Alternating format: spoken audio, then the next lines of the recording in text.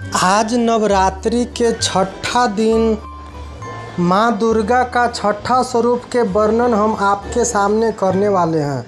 माँ दुर्गा का छठवें स्वरूप का नाम कात्यायनी है। इनका कात्यायनी नाम पड़ने की कथा इस प्रकार है। कत नामक एक प्रसिद्ध महर्षि थे। उनके पुत्र ऋषि कात्य हुए।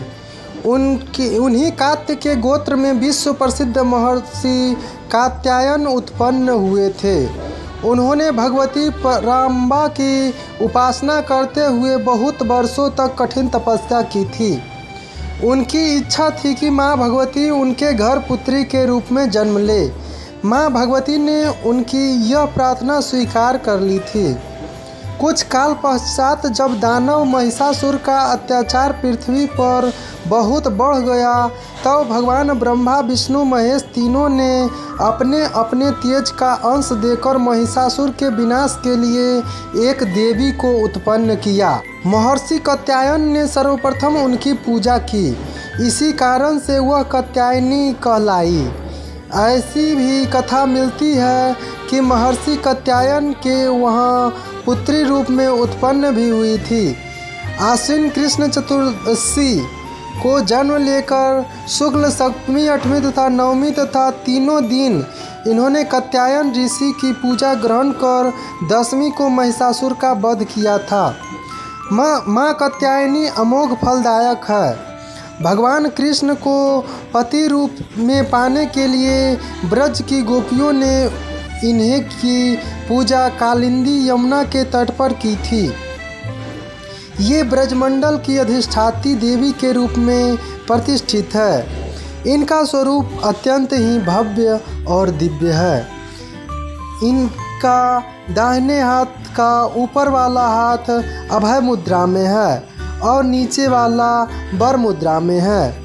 बाईं तरफ के ऊपर वाले हाथ में तलवार और नीचे वाले हाथ में कमल पुष्प सुशोभित है। इनका वाहन सिंह है। दुर्गा पूजा के छठवें दिन इनकी स्वरूप की उपासना की जाती है। उस दिन साधक का मन आज्ञा चक्र में स्थित होता है। योग साधना में इस आज्ञा चक्र का अत्यंत महत्वपूर्ण स्थान है। इस चक्र में स्थित मन वाला साधक माँ कात्यायनी के चरणों में अपना सर्वस्व निवेदित कर देता है। परिपूर्ण आत्मदान करने वाले ऐसे भक्त को सहज भाव से माँ कात्यायनी के दर्शन प्राप्त हो जाते हैं। माँ कात्यायनी की भक्ति और उपासना तथा मनुष्य को बड़ी सरलता से अर्थ, धर्म, काम, मोक्ष चारों फलों की प्राप्ति हो जाती है। वह इस लोक में स्थित रहकर भी अलौकिक तेज और प्रभाव से युक्त हो जाता है। उसके रोग, शोक, संताप, भय आदि सर्वथा विनष्ट हो जाते हैं। जन्म जन्मांतर के पापों को विनष्ट करने के लिए माँ की उपासना से अधिक सुगम और कोई सरल मार्ग दूसरा नहीं है। इनका उपासक निरंतर इनके सान्निध्य में रहकर परम पद का अधिकारी बन जाता है। अतः हमें सर्वतोभावेन माँ के शरणागत होकर इनकी पूजा उपासना के लिए तत्पर होना चाहिए।